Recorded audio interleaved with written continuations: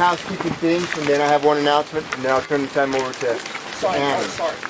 We're going ahead and start just a weekly press conference. So they don't have to sit here all week long waiting for little things, but it will be Wednesday at 11, as we've been doing it here, but it'll be Wednesday, every Wednesday at 11. But you're always welcome at any time to come, to call, to walk on, and so we want the media to feel welcomed and accessible to us. But for a standing press conference, it's going to be Wednesday at 11. Now for my one item of business. Yesterday I reached out to the Paiute tribe, and I'm reaching out again. I'm asking for a liaison from the Paiute tribe to come and sit down, and let's begin to interface and to open up a dialogue. And so we extend that. There are many things we need to talk about, and so we should start that dialogue now. And with that, having said that, I'll turn the time over to Annie. Thank you, Lavoy. I do want to just reiterate, emphasize our desire to have an open dialogue with the Paiute tribe and to discuss their what they are desiring, what is their concerns and their claims, and we certainly encourage that and want that to happen. As many of you may have heard many times, that we did not come down here to be protesters. We did not come down to stomp our feet and to cry about us being abused, even though that certainly has happened to the ranchers and property owners and to the people across this United States. We came down here to go to work. We came down here to get the loggers back to logging, the ranchers back to ranching, the miners back to mining, and also to make sure that our public lands are not closed off and restricted from public access, so that the hiker can hike and the hunter can hunt and the camper can camp. And that is why we're here, and that is what we're doing. We are making great efforts to do that. But before all of this, we also came here to assist in getting the Hammonds out of prison and to address the human suffering that have been caused due to the actions of our federal government, primarily in actions such as this refuge represents. How the refuge took over 100 ranchers. They lost their ranches in order to make this refuge. And we are here to address that. We know without doubt that the Hammonds do not deserve to be where they're at, and that Dwight and Stephen should be back with their families, enjoying raising their children, enjoying being with their grandchildren, with their wives, and ranching. And this is something that has to be at the forefront, and we have to place ourselves in their situation. Imagine yourself unjustly being pulled away from your home and your life, away from your children and away from your occupation, because someone simply wanted power over you and is willing to use the system against you. Imagine you being in prison for 5 years simply because of a personal vendetta. And those are the reality of this case. But we are here to work, and we have been working. We have teams that have been working on claiming and getting the deeds and the usage of the land straightened out. We've been working on the property boundaries and who is using what, so that those can be identified, claimed, and eventually deeded and protected. We also, as the snow melts, we will be assisting the ranchers and the loggers and the miners and anybody else who has rights to the land and resources in using them. And kind of give you an example of that, there are many systems of irrigation. There are different improvements that have been torn out by the federal government that these ranchers have needed to use for many years, and we will begin assisting them in reestablishing those. And then we stand here as a defense. for the ranchers, for the loggers, for the miners, for the hikers, for the hunters, and the campers, and so on. We stand in defense to make sure that their rights will not be restricted as they go about using. And that is, if you will, the second step. The claiming is the first step. Getting those claims right, getting them established correctly and recorded correctly. And then as they go about using them, using their rights, we will protect them and we will assist them in using them. And we stand here for the people of Harney County and for the adjacent counties and any other people that need our help. We have organized and are in the middle of organizing rapid response teams so that as a rancher or a logger or other land user begins to begins to be abused by federal agencies, we can deploy them, if you will, in their defense legally, and also in a direct defense of their rights. And we believe that that is necessary in order for people to have confidence to be able to express and to use their rights.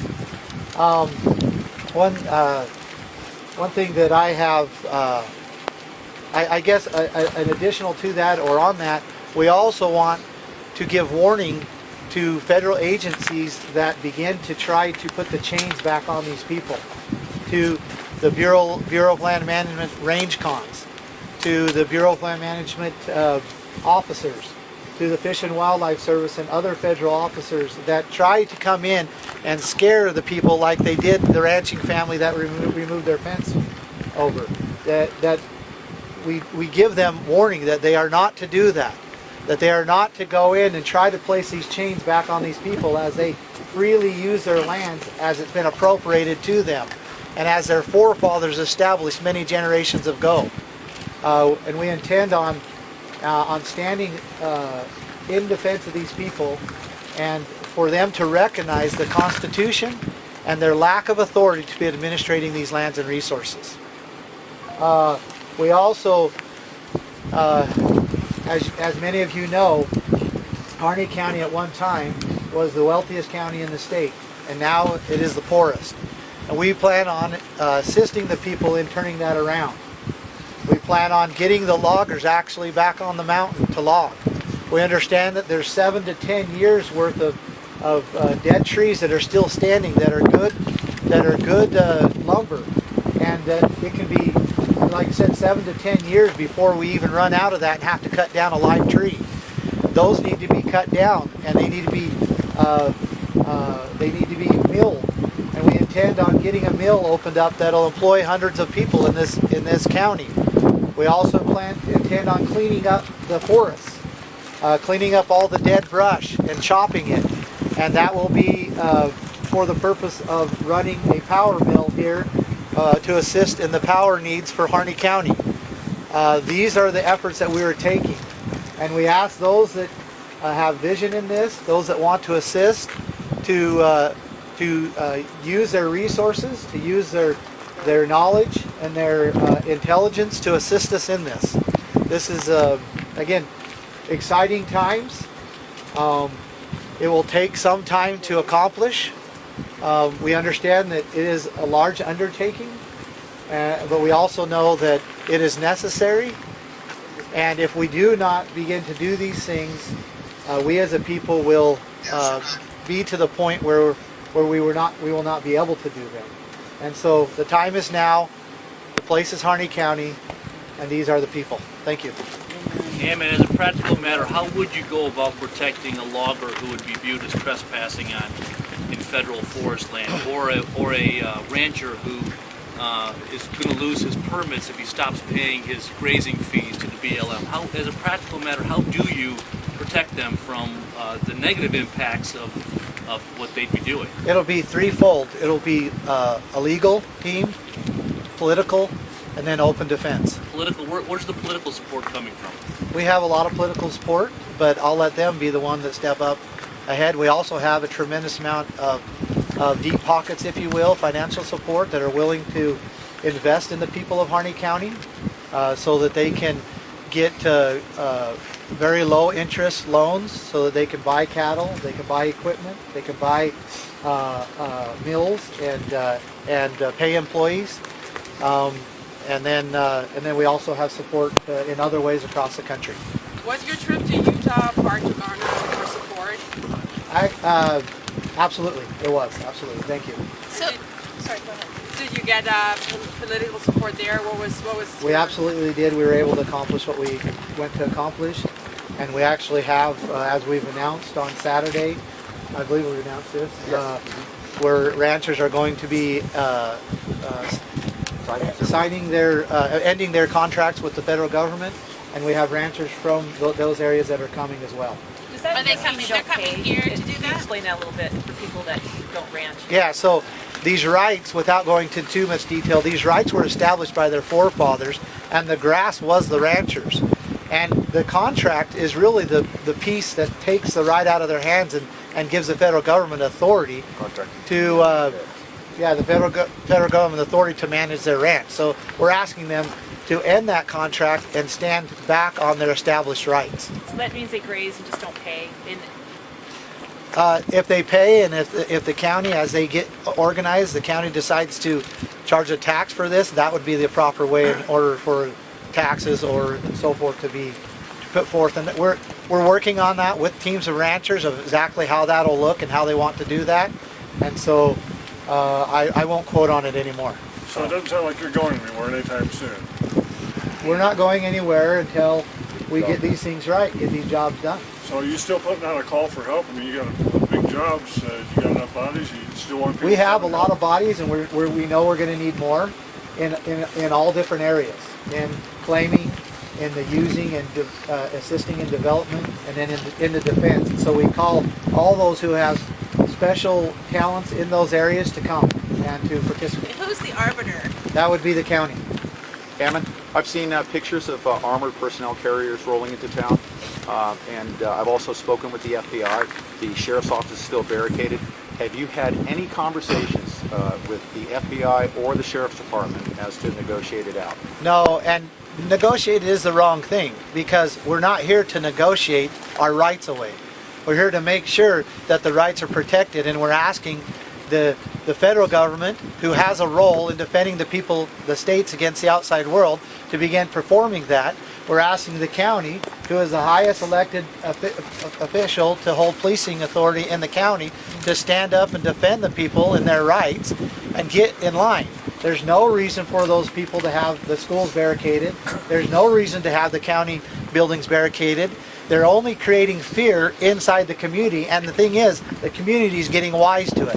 They know we're not here to hurt them. The greatest fear and the danger is them themselves, and so we're asking them to get in line and to do what they were elected and given authority by the people to do. So let's talk about the Halens for just a second. Have you had any contact with either Steve or Dwight since they've been in prison? No, I've had contact with their family quite a bit, though, but not Steve and Dwight, no. And have you offered Susie any help, or she asked for any help because she's She had- down there by herself? We've visited quite a bit, and we've helped her in the ways that she has said she needed help. Which is what? Because of her privacy, I'm not going to disclose that. Their attorneys seem to think that this is counterproductive to their efforts to eventually seek clemency, that there's no way that the Obama administration with a gun to their head would release these two guys. And it's still worth an effort, but that is not the direction that we're going either. How about the signing ceremony? Some people were asking me to explain that, and I couldn't. Can you kind of explain what's going on Friday night? Yes, Boy, why don't you do it? It's going to be Friday at 4 p.m.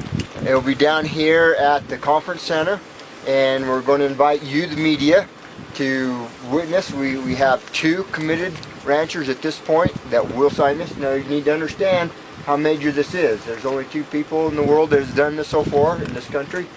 It's his father and myself. Somebody in Nevada, somebody in Arizona.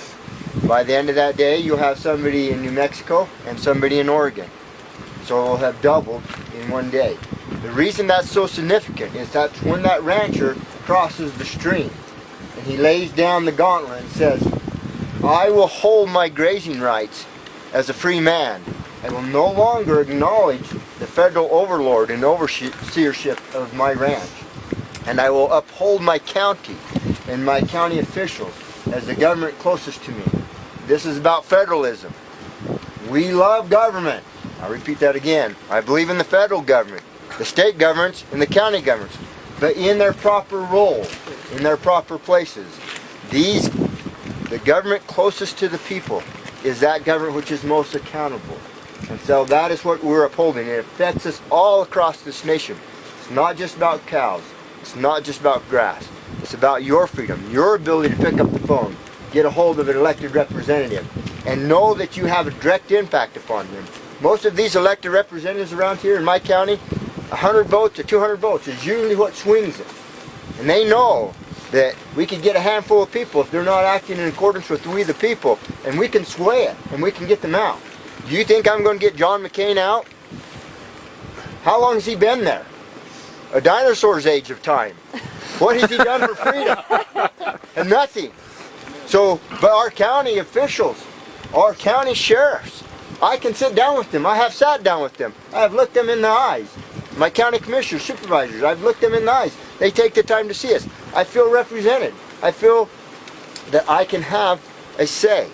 Not the way it is now. I hope that answers the question. I'm going to take your lead, LaVoy. I would like to address Article 4, Section 4. And this is the promise that the federal government gave the people of the states when they were enabled into the Union. And it says, the United States shall guarantee to every state in this Union a republic form of government. And I would like to basically lay out, if I can, the situation just here at the refuge. You have a refuge manager, okay? And they've been very key in taking the land and resources away from the people. Now that refuge manager was hired by someone who was hired, by someone who was hired, by someone who was hired, by someone who was appointed, by someone who was appointed, by someone who was elected. And that elected person is the President of the United States. Now how are people to get redress in that system? That is not a republic form of government. And that is the reason why this individual, that manager, can abuse the people, take their ranches away, take their land away, their resources away, and get away with it. That is not the way this country was intended to be set up, and we must restore it back to the local government so that proper redress can be made and so that people are not abused. So, yeah, thank you very much. What if the local government doesn't want the land? What if, we've heard over and over from Then county commissioners the that people they can't afford it, they can't afford to fight the fires. That's a farce. It is. And we could go into detail, and I'll give you that a little idea. Have them be a political ally in this? Let me just answer your question about the fires, and then I think that'll answer all the questions. Multiple local people here have told me that when they were growing up and they were managing the fires, a large fire was only about 1,500 acres. Okay? And that was because the local people had a system in which they all went out and put the fire out. What we have now is a system where federal employees, firefighters, do not want the fire to be put out because, as their own quote says, black earth, green hand. Black earth, green hand. Or green palm, excuse me, black earth, green palm, because they make a lot of money for that. It is much better in the local hands. The waste is not there, and the people are protected. Thank you. $1 million fire? Yeah. Oh, yeah. So thank you very much. Okay, thanks. You guys want to go catch us?